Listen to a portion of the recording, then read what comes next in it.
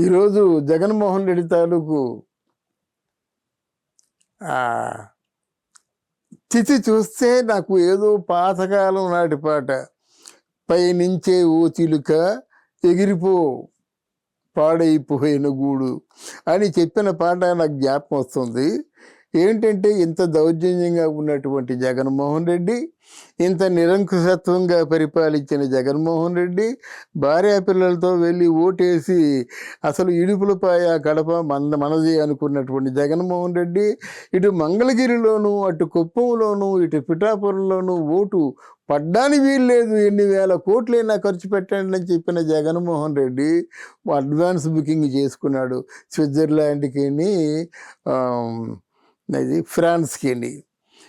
అంటే చాలామంది అనుకున్నారు ఇక పంపించరు జగన్మోహన్ రెడ్డిని, ఎందుకంటే ఆయన మీద కేసులు ఉన్నాయి కదా, ఆయన్ని అరెస్ట్ చేసినంత వరకు పంపించరు అని అనుకుంటే, నేను అనుకుంటాను, నేను ముందు కూడా చెప్పాను పంపిస్తారు. ఎందుకంటే ఆయన డేటు టైం చెప్పాడు, 1వ తారీఖు వరకు నాకు సెలవు కావాలన్నాడు అన్నమాట. వీళ్ళు వస్తానని పెర్మిషన్ అడిగాడు గవర్నమెంట్ ఆఫ్ ఇండియాని. అంటే వీళ్ళు ఇక్కడ ఈలోగా ఏం చేస్తారు, జగన్మోహన్ రెడ్డి గెలవను అనేది అయిపోయింది, తీర్మానం అయిపోయింది. జగన్మోహన్ రెడ్డి అరేంజ్ చేసిన ఫంక్షన్లు విజయవాడ, విశాఖపట్నం, తాడేపల్లిలో ఆ ఫంక్షన్లు కూడా అయిపోయినాయి. సిమ్లు ఇచ్చేయమని చెప్పారు, సెల్ ఫోన్లు ఇచ్చేయమని చెప్పారు, డాక్యుమెంట్లు ఇచ్చేయమని చెప్పారు. ఐప్యాక్ కంపెనీకి ఏమో సెటిల్మెంట్లు అయిపోయినాయి, అన్నీ అయిపోయినాయి. ఇంకే వాట్ నెక్స్ట్, ఇంకేం మిగిలి ఉంది వెళ్ళాలి. అయితే జగన్మోహన్ రెడ్డిని అరెస్ట్ చేస్తారంటే అరెస్ట్కి కొంత టైం ఉంటుంది. ఎందుకంటే మళ్ళీ వచ్చేది ఎలాగైనా సరే బీజేపీ పార్టీ. అంటే మనకి నరేంద్ర మోడీ గారే వస్తున్నారు, తప్పకుండా ప్రధానమంత్రిగా వస్తున్నాడు. ఆయన తాలూకు మంచి పనులు చాలా ఉన్నాయి. ముఖ్యంగా దేశం పట్ల భక్తి, మతం పట్ల విశ్వాసం, వికసిత ఆంధ్రప్రదేశ్, వికసిత భారత్ అన్నారు. అవన్నీ ఆ భక్తి భావాలు ఇవన్నీ కూడా చెప్పదగినవే గనక తర్వాత సమర్థవంతంగా పరిపాలిస్తున్నాడు. ఈరోజు ఎవరైనా మోదీ గారిని ప్రశ్నించే స్థాయి ఉందా ఏ ముఖ్యమంత్రికైనా? మోదీ గారిని, అమిత్ షా గారిని ప్రశ్నించి బ్రతకగలరా? ఎవరు బ్రతకలేరు. ఇంతకాలం మోదీ గారితో ఉన్నటువంటి ఏదో ఆ సింపతి పనిచేసింది, ఇప్పుడు పనిచేయదు. కానీ మోదీ గారు కూడా సెటరేట్ అవ్వాలి కదా. ఇప్పుడు ఈ జగన్మోహన్ రెడ్డికి ఏదో 4-5 ఎంపీ సీట్లు ఉంటాయి కదా, రాజ్యసభ సీట్లు కొన్ని ఉన్నాయి కదా, ఏదైనా బిల్లు పాస్ చేయాలంటే రాజ్యసభ సీట్లు కూడా కావాలి కదా. ఈ రకంగా కూడా రాజకీయాల్లో ఆలోచిస్తారన్నమాట. కనుక వీలు వెంబడి ఎప్పుడు వాళ్ళకి అనుకూలంగా ఉంటే అప్పుడు వేటేస్తారు. ఆ వేటేదో మళ్ళీ తిరిగి రాని వేటేస్తారు, తేరుకోలేని వేటేస్తారు. ఈరోజు కవిత ఎలాగైతే తిహారు జైల్లో చెవులు లెక్కబెడుతుందో అంతకు మించిన శిక్ష జగన్మోహన్ రెడ్డి మీద పడుతుంది. ఆయన కబ్జా చేసిన ల్యాండ్ కానీ, దోచుకున్న డబ్బు కానీ, బొక్కసంలో ఉన్న డబ్బు కానీ, బినామీ పేర్లతో ఉన్న ఆయన కంపెనీలు కానీ, మనీ లాండరింగ్ కానీ, అన్ని కేసులు కూడా విచారిస్తారు.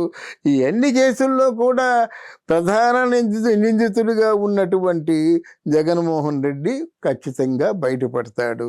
మరి జగన్మోహన్ రెడ్డి చిన్నపిల్లాడు, నా తమ్ముడు అనుకుంటున్న అవినాష్ రెడ్డికి ఏం జరుగుతుంది అంటే 100% షర్మిల గెలిచే అవకాశం ఉంది. ఒకటే, షర్మిల గెలవకపోయినట్టయితే నేరం గెలిచినట్టే. మీ ప్రజలు ఆలోచించుకోండి, షర్మిల గెలిపించాలా, నేరాన్ని గెలిపించాలా అని చెప్పేసి వాళ్ళు వేసిన ప్రశ్నకి ఇద్దరు అక్క చెల్లెళ్ళు కొంగు చాచి కడప అంటే ఆ ప్రాంతం వాళ్ళ జన్మస్థలంలో కొంగు చాచి ఓట్లు అడిగే విధానం కానీ, సరిగ్గా అట్ ది హాట్ అవర్లో విజయమ్మ నా కొడుకు అంటే జగన్మోహన్ రెడ్డికి ఓటు వేయొద్దు, నా బిడ్డకు ఓటు వేయండి అని చెప్పడం కానీ, ఇవన్నీ కూడా చిన్న విషయాలు కాదండి. జనంలో రాత్రి మార్పు వచ్చేటువంటి విషయం. ఈ మార్పు వల్ల షర్మిల గెలిచినట్టయితే వెంటనే వెళ్ళిపోతాడు ఎవరు, అవినాష్ రెడ్డి. ఇంకా జగన్మోహన్ రెడ్డికే లేదు దిక్కు. జగన్మోహన్ రెడ్డి ఏం కాపాడుతాడు అవినాష్ రెడ్డికి? ఖచ్చితంగా అవినాష్ రెడ్డి చుక్కలు లెక్క పెట్టవలసిందే. అంటే ప్రధాన సూత్రధారి ఆయనే కదా. తర్వాత భారత్కి కూడా చాలా ప్రమాదం పొంచి ఉంది.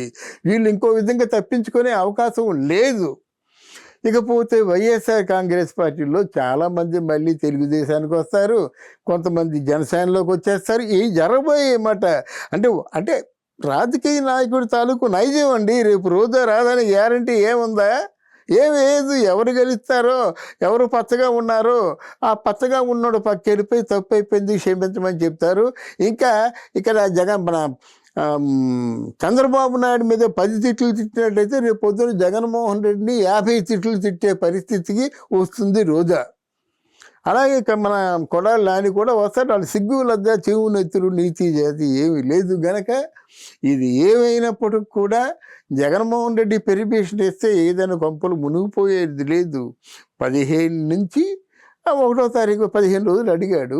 అది తప్పకుండా శాంక్షన్ చేయడంలో కూడా ఏం చేయాలని అక్కడ అధిష్టానం, అక్కడ మూల చక్రధారి ఆ చక్రం తిప్పితే ఆ ప్రకారంగా ఇక్కడ తిరుగుతుంది ఏదైనా, ఏ వ్యవస్థ అయినా. అందువల్ల తప్పదు. 15 రోజులు సెలవు వచ్చినట్టయితే మంచిదే కదా. డబ్బు ఎన్ని లక్షల కోట్లు పోయిందో తెలియదు, ఎంత పోయిందో తెలియదు కదా. మరి గుండె జటౌ చేసుకోవాలంటే, కొంత ప్రశాంతంగా ఊపిరి పీల్చుకోవాలంటే ఆ మాత్రం ఫ్రాన్స్ వెళ్ళినా, దేశాలకు వెళ్ళినట్టే స్విట్జర్లాండు, ఫ్రాన్సు ఏదో కొంచెం ప్రశాంతంగా ఉండొచ్చు. ఉండే లక్ష్యం. All the very best.